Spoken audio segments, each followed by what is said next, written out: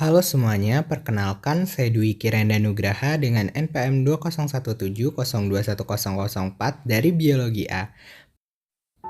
Pada kesempatan kali ini saya akan menjelaskan sedikit tentang pengenalan alat laboratorium ekologi atau alat-alat survei yang digunakan dalam praktikum ekologi.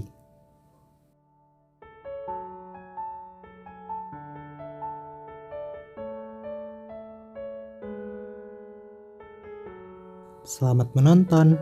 Pertama yaitu jala surber atau biasa disebut surber net. Alat ini merupakan alat akuatik yang berfungsi untuk mencuplik bentos di perairan lotik. Alat ini seperti jaring dengan cara meletakkan surber di aliran sungai yang memiliki arus dan surber diletakkan melawan arus agar bentos yang menempel pada batu dapat tertangkap oleh surber dibantu dengan tangan atau kaki. Cara menggunakannya yaitu pertama permukaan surber net diletakkan ke arah datangnya air mengalir. Kemudian di depan permukaan tersebut terdapat foot template yang diinjak-injak agar organisme ataupun bentos masuk ke surber net bersama aliran air. Besi perseginya yang terletak di depan mulut surber net berfungsi untuk menentukan wilayah atau daerah yang kita cuplik. Selanjutnya ada flow meter yang merupakan alat akuatik untuk mengukur derasnya arus. Alat ini mengukur arus air dengan mengukur gerakan turbin atau kincir yang terdapat pada salah satu sisi alat ini. Dan secara digital terukur kecepatan putaran yang menggambarkan kecepatan arus. Untuk menggunakannya, kita hanya meletakkan flow meter pada air, kemudian sensor flow meter yang terletak di bawah air akan memberikan sinyal sehingga skala akan menunjukkan angka kecepatan aliran air tersebut dalam satuan meter kubik per detik. Next, ada binokuler yang merupakan alat faktor klimatik.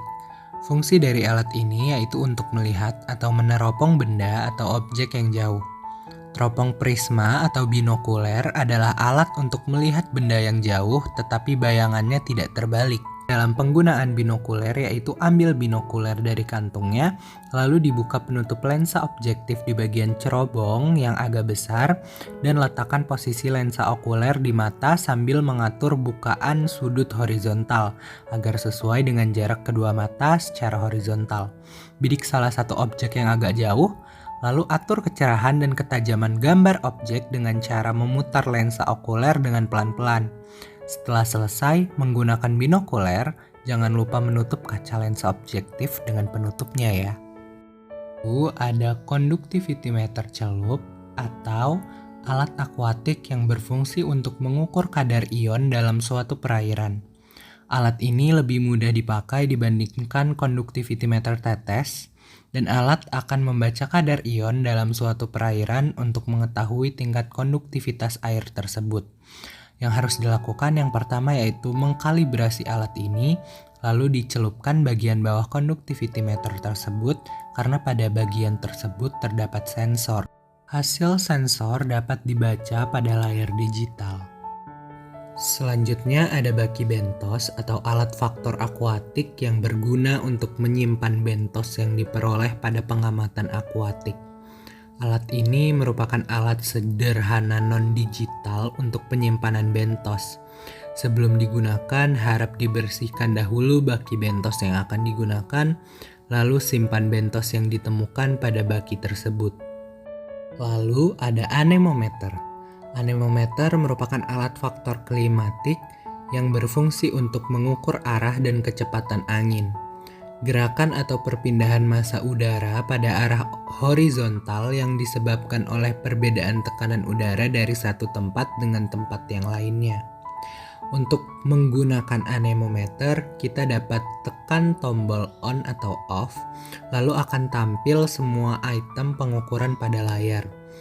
Selanjutnya, pilih mode pengukuran yang diinginkan. Tekan tombol hold untuk melihat hasil pengukuran, lalu setelah muncul, dicatat hasil pengukuran menggunakan anemometer tersebut. Tidak ketinggalan ada pitfall trap atau edafik yang terdiri dari dua bagian utama, yaitu wadah yang ditanam, bisa berupa gelas, plastik, ember, dan lain-lain, serta penutup. Fungsi dari pitfall trap sendiri yaitu untuk menjebak hewan-hewan kecil yang biasanya hewan terestrial seperti serangga kecil, reptil, dan amfibi kecil, yang mana hewan tersebut akan jatuh ke dalam wadah dan tidak dapat keluar lagi. Bisa juga ditambah dengan menuangkan larutan garam ditambah deterjen ke dalam wadah agar serangga khususnya tidak dapat kabur. Dalam penggunaannya, kita dapat membiarkan hewan yang diinginkan jatuh ke dalam wadah. Bisa juga dengan menaruh sesuatu yang menarik dalam wadah untuk hewan yang diinginkan. Lalu ada turbidimeter. Turbidimeter sendiri merupakan alat akuatik dengan dimensi panjang yaitu 10 cm, lebar 17 cm, dan tinggi 5 cm dengan berat 2 kg dan daya gerak baterai 2 x 9 volt. Hasil uji kekeruhan yang berkisar antara 0 sampai 50 NTU. Fungsi dari alat ini yaitu untuk mengukur kekeruhan air.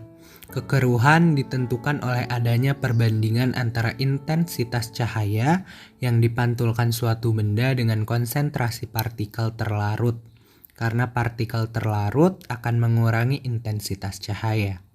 Dalam menggunakan turbidimeter, sebelumnya harus dikalibrasi dengan Aquades atau air jernih selama 1 hari sampai mencapai angka 0 pada display.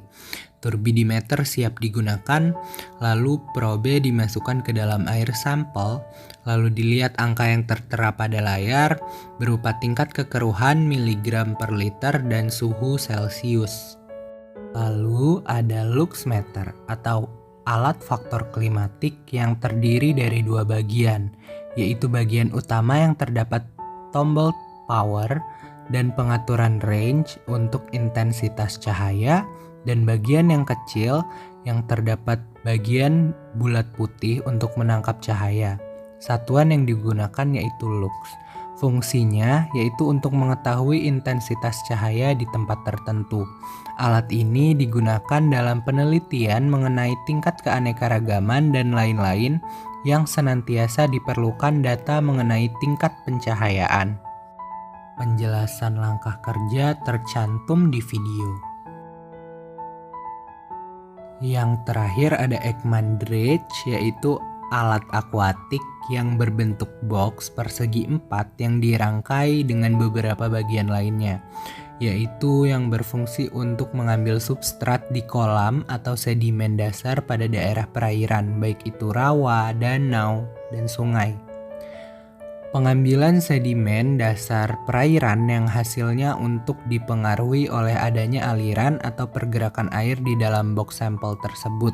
Sewaktu box diangkat dari dasar ke atas sehingga sampel sedimen yang telah diambil tersebut tidak mengalami perubahan.